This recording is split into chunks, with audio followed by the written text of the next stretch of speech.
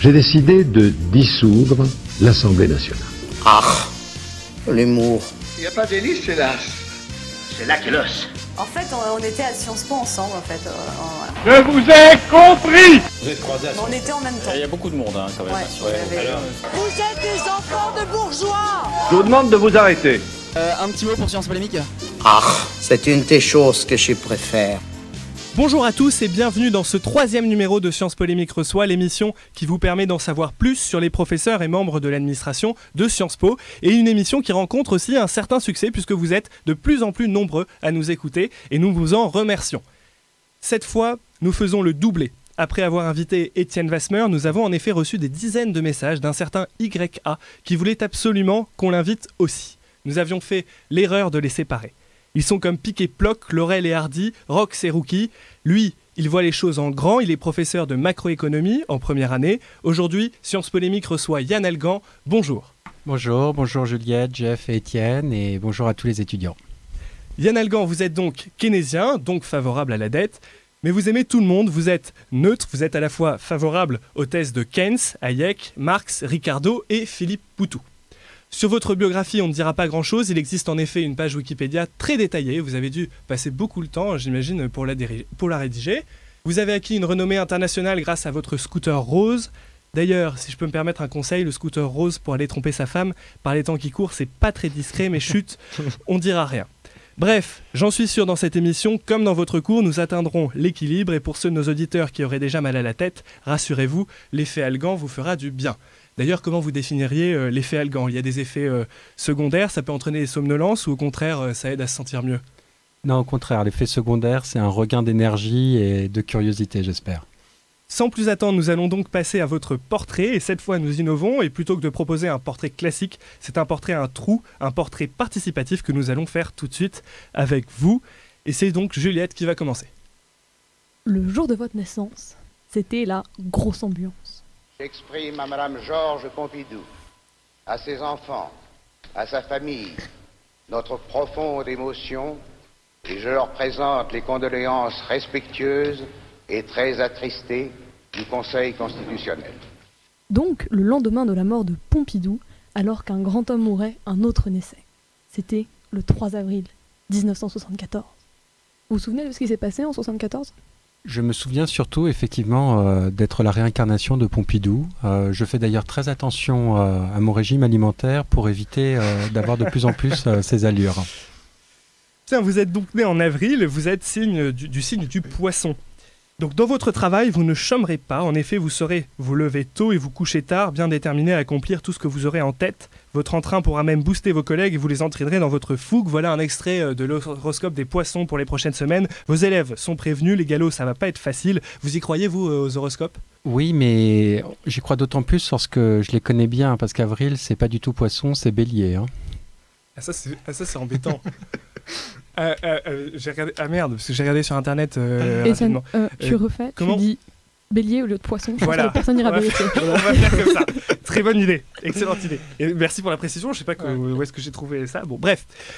Yann Algan, vous êtes né en avril. Vous n'y croyez pas du tout. Parce que franchement...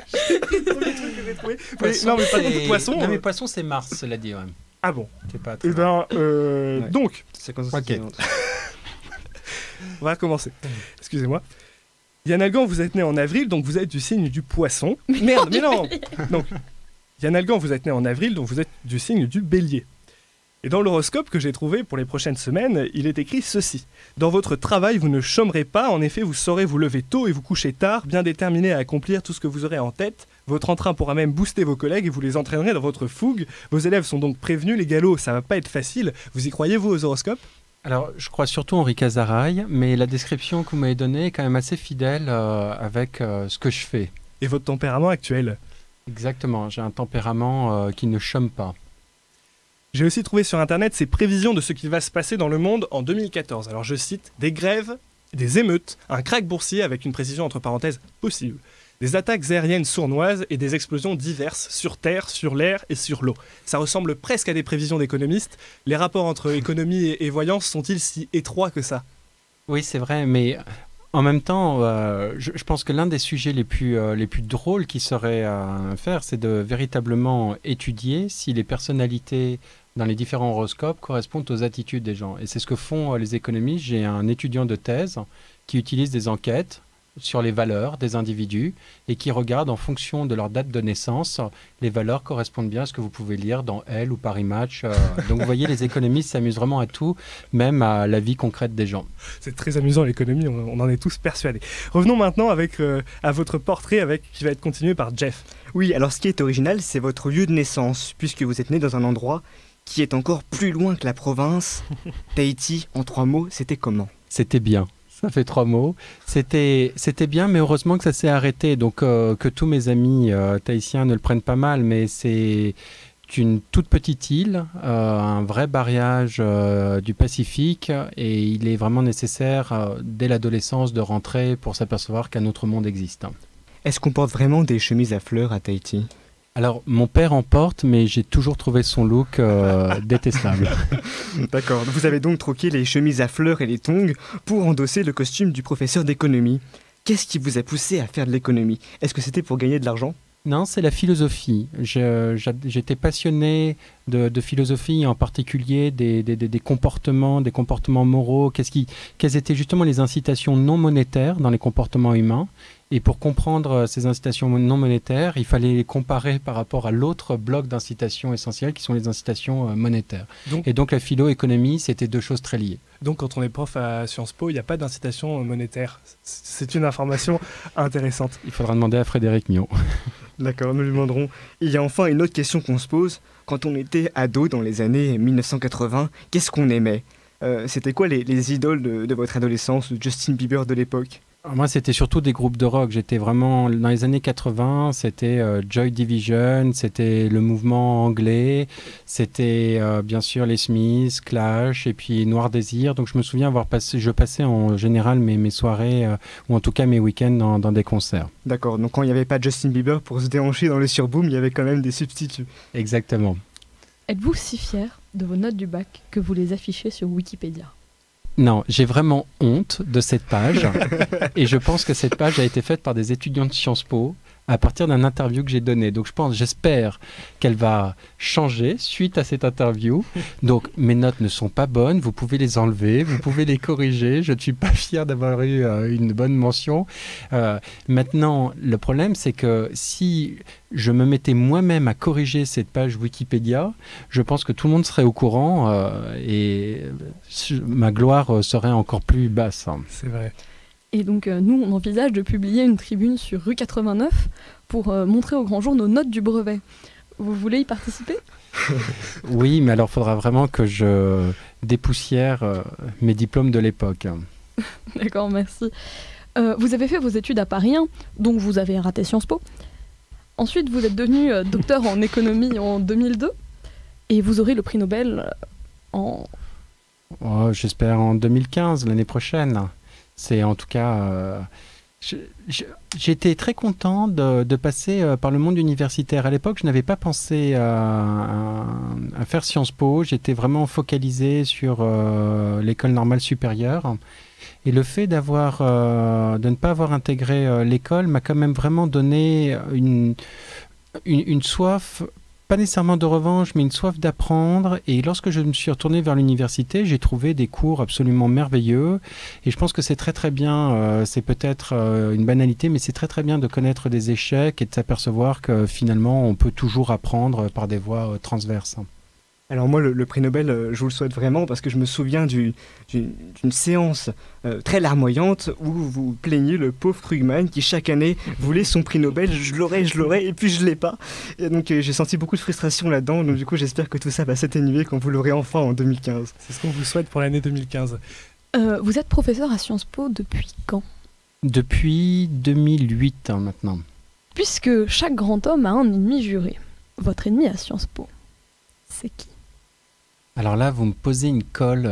Il faudrait que je l'invente. Et encore, je ne sais pas bien si ça serait opportun. Non, au contraire, vraiment, moi j'ai été très très touché par l'accueil de l'ensemble des collègues académiques, de l'ensemble du personnel de Sciences Po. Je crois que c'est assez rare de trouver une maison où il y a vraiment une culture institutionnelle, il y a une culture des étudiants, il y a quand même une solidarité et un même mouvement de tourner vers le progrès des sciences sociales, et puis du côté des étudiants, une énergie qui est quand même assez extraordinaire que je n'ai retrouvée dans aucune école, que je ne citerai pas. Donc franchement, aucun ennemi, même au contraire, j'aurais du mal à compter le nombre d'amis, surtout si j'ai inclus les étudiants. Donc Étienne Wasmer n'est pas votre ennemi?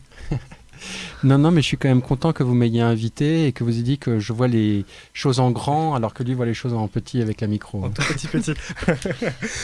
Donc voilà un résumé de votre vie assez approximatif, quoique brillamment réalisé. Est-ce que vous avez quelque chose à ajouter, quelque chose sur vous qu'on ne saurait pas? J'ai l'impression que les étudiants savent beaucoup de choses sur moi. Je suis toujours très surpris, donc je ne sais pas si j'ai vraiment envie d'en rajouter.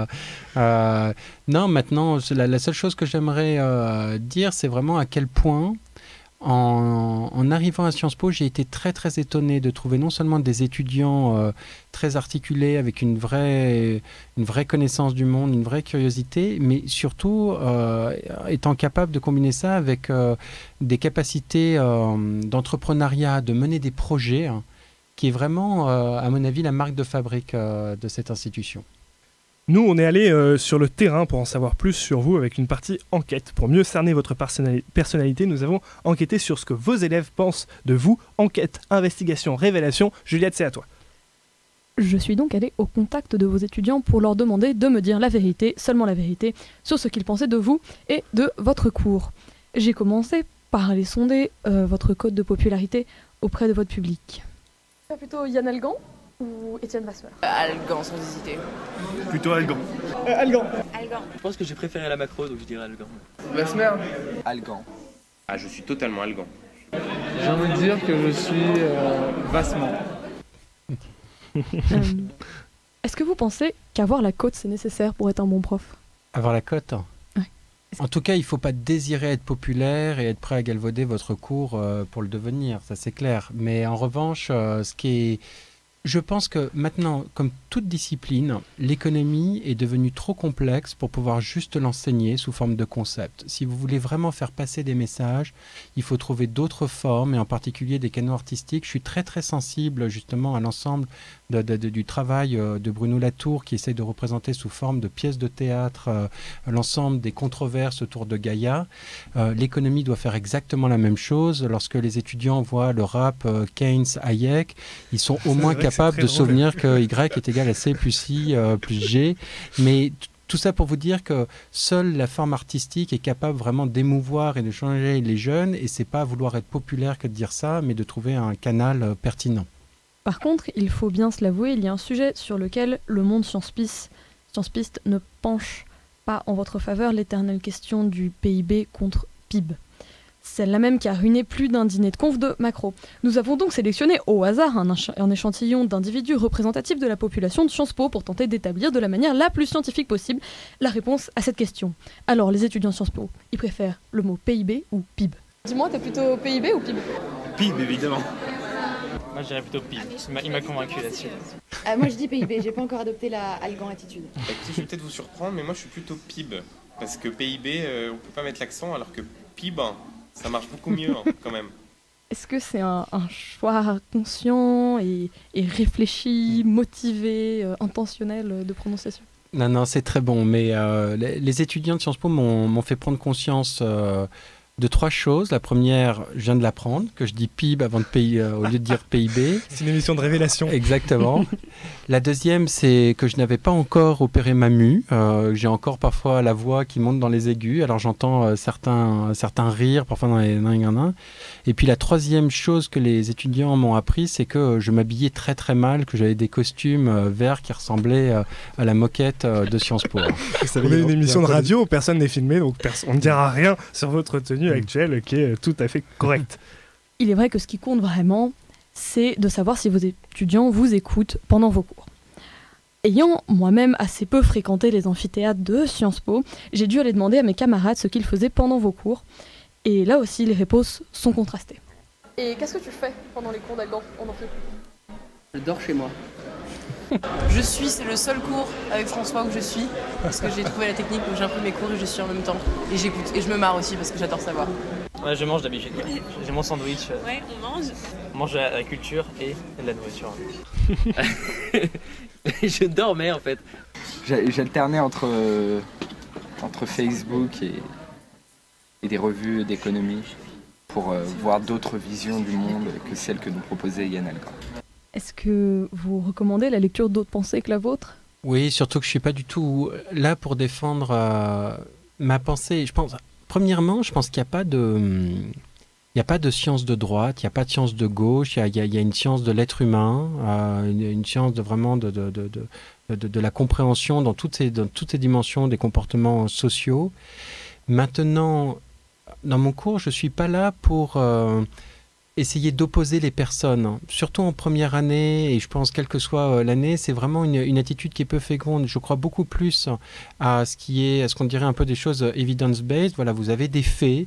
Il y a eu beaucoup de progrès en sciences économiques ces dernières années sur la compréhension du comportement humain, en montrant que les motivations n'étaient pas que des motivations monétaires. Ça nous permet de comprendre de façon tout à fait différente les politiques publiques. Et je préfère aborder l'économie comme ça, en essayant de montrer à chaque fois quelles sont les nouvelles découvertes ou les nouvelles pensées, plutôt que d'opposer des grandes idéologies et où je serais dans la position en disant ah ben regardez, ils ont tous les deux tort et moi j'aurais raison. Merci. Et enfin, si après avoir entendu cela, vous êtes découragé par tous ces élèves qui quand même dorment pendant vos cours et que vous voulez quitter l'enseignement, nous avons aussi pensé à votre projet de reconversion. Si Yann Algan n'était pas professeur d'économie, qu'est-ce qu'il ferait dans la vie? Vendre des scooters. Moi je le verrais plutôt en animateur Club Med. Moi je le verrais bien journaliste sur BFM TV. Tu sais, un peu le type qui représente le capital mais la version du pauvre. Il vendrait des scooters. Il serait prof de stretching. Tout un tas de propositions de reconversion. Est-ce qu'il y a un métier dans la liste où vous vous reconnaîtriez? Je pense que vendeur de scooter est le plus proche, sans hésitation. D'accord. Merci Yann Algan, merci Juliette pour ce micro-trottoir. Maintenant, on a une partie préparée par Jeff qui va vous demander un peu votre avis sur l'actualité et votre aide, votre point de vue d'économiste sur l'actualité. Oui, voilà, moi je vais vous demander d'intervenir sur certains points et je vous propose de commencer tout de suite par une préoccupation du science-piste moyen. On assiste depuis quelques années à une inflation de chronique du prix du choco suisse, cette viennoiserie dont raffole le science-piste, ne serait-ce parce qu'elle nous ressemble beaucoup au fond. Un choco suisse, c'est brillant à l'extérieur mais mou à l'intérieur. Et bientôt, si ça continue, on devra tous déjeuner au flore si le choco suisse ne baisse pas son prix. Alors comment expliquer l'inflation de ce bien de première nécessité en cafétéria? Un très très fort rationnement de l'offre. Ils ne produisent pas suffisamment. Et une hausse très croissante de la demande. Vous êtes tous shootés au choco suisse et il faut absolument se désintoxiquer. D'accord, merci pour cette contribution à la théorie économique. Alors nous avions prévu de faire un grand recueil, une compilation, un best-of des phrases drôles d'économistes. Et j'ai cherché longtemps et je n'ai pas trouvé. Alors la palme de la phrase la plus décomplexée revient quand même à John Galbraith pour le message suivant. La politique consiste à choisir entre le désastreux et le désagréable. Bref, un message d'espoir franchement hilarant. Et nous aimerions avoir votre point de vue. Vous qui êtes dans le milieu, c'est rigolo un économiste? Est-ce qu'on se marre bien chez vous quand même? Alors, chez moi, je suis content de ne pas être entouré que d'économistes. C'est vrai qu'on n'est pas les plus drôles. Mais cela dit, vous avez vraiment des économistes qui demandent à être connus. Effectivement, ce n'est pas ceux auxquels vous pensez, qui sont en général à la tête de grandes institutions ou autres. Ils sont peut-être plutôt austères. Mais au département d'économie de Sciences Po, vous verrez, on est plutôt une bande de joyeux de rire. D'accord, nous voilà rassurés. Et enfin, sur une touche plus personnelle, j'ai une question pour un ami. Il traverse une période difficile et comme beaucoup de Français, sa priorité, c'est de retrouver l'emploi. Alors, je vous pose sa question telle qu'il me l'a posée. Comment est-ce qu'on inverse la courbe du chômage pour hier? Très bon. Mais moi, j'aurais un conseil. C'est tout d'abord pour lui de vraiment se qualifier, de continuer à faire Sciences Po s'il a commencé à Sciences Po, parce que c'est la meilleure façon de lutter contre le chômage, et surtout le chômage des jeunes, c'est d'être très qualifié. Et Sciences Po, pour ça, est un très très bon diplôme. Est-ce que vous avez une passion cachée? J'ai une passion cachée que je cache même à ma famille parce que j'ai installé un système d'écouteurs, c'est le piano. Voilà. Mais c'est une passion cachée auprès des miens parce qu'ils n'aiment pas trop à l'heure actuelle mon niveau et les sonates que je joue. Vous avez publié La fabrique de la défiance et comment s'en sortir. Alors, comment on s'en sort de Sciences Po ? Par le haut, j'espère, au bout de 5 ans, en passant par un master d'économie, c'est la meilleure façon. Et en devenant professeur d'économie ? Oui, mais alors dans une autre institution. C'est très très important de changer, de s'oxygéner. Moi, je trouve la 3e année à l'extérieur est une chose absolument merveilleuse à Sciences Po. Merci, alors on vous a préparé aussi un défi que Jeff va vous proposer. Voilà, alors il y a deux enjeux, deux possibilités. Si vous le réussissez, vous aurez l'immense respect de vos étudiants et nous vous ferons la publicité en vous décernant le prix Yann Algan de l'économie, dont vous serez d'ailleurs le seul détenteur. Mais si vous échouez, en revanche, vous devrez, en contrepartie, insérer un slide de l'effet Algan dans un de vos cours. Est-ce que vous acceptez notre défi ? Je suis prêt pour l'effet Algan. Très bien. Alors, le défi est le suivant. Vous allez tenter d'estimer en 15 secondes la superficie de Tahiti à 0,5 mètres carrés. C'est parti. On est gentil, on vous a donné une marge de manœuvre. Ouais, mais je crois que j'aurais même pas besoin de 15 secondes pour vous dire que j'en ai pas la moindre idée. J'ai juste arpenté mon petit coin de territoire à Tahiti, mais la superficie, j'aurais même du mal à vous dire le nombre d'habitants. D'accord, en fait, en réalité, je pense que personne autour de cette table ne connaît vraiment la superficie de Tahiti. Et si cela vous intéresse, chers auditeurs, nous vous invitons à effectuer vous-même la recherche au Wikipédia, voire à la partager sur les réseaux sociaux. Vous avez donc perdu le défi et donc c'est vous qui serez obligé de nous faire de la pub pour notre émission pendant un de vos cours. J'ai une question aussi à vous poser. On sait que c'est le rêve de tous les professeurs d'économie de se reconvertir à la fin. On va juste vous faire écouter un extrait d'un film. Un père. Adolphe Amédée témoigne en matière d'art de perversion assez voisine des vôtres. Défenseur de Puvis de Chavannes et de Reynaldo Hahn. Je connais pas. Lui-ci. À part ça, ce qu'il est convenu d'appeler un grand honnête homme. Porté sur la morale et les soubrettes, la religion et les jetons présents. Vous connaissez sa dernière ? Il vient de se faire bombarder vice-président du Fonds monétaire international. Alors, après le prix Nobel, le FMI, c'est pour quand ? Je pense que c'est pour dans assez longtemps, lorsque je vois l'aptitude et les compétences du chief économiste actuel du FMI, Olivier Blanchard, qui est certainement l'économiste et la personne humaine la plus remarquable actuellement. Il faut quand même aussi aimer l'avion. Il faut être capable de résister aux crises.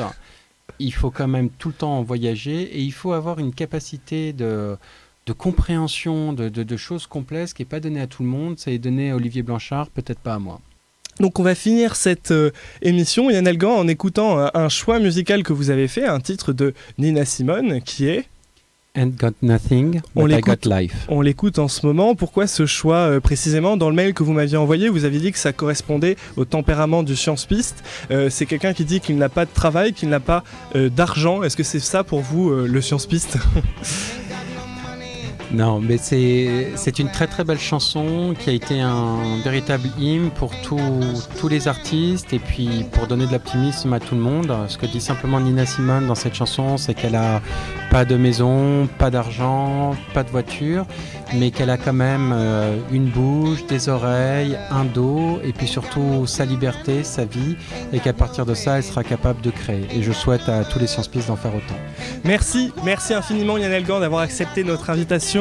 Nous retrouvons nos prochains auditeurs pour un prochain numéro de Sciences Polémiques reçoit avec Pierre-François, le professeur de sociologie qui a accepté notre invitation. Nous encourageons les sciences-pistes à aller au débat de Sciences Polémiques, à encourager nos candidats au prix Mirabeau et à s'inscrire au prix Philippe Seguin. Nous nous retrouvons pour une prochaine émission. À bientôt, merci. I got my hair, got my head, got my brains, got my ears, got my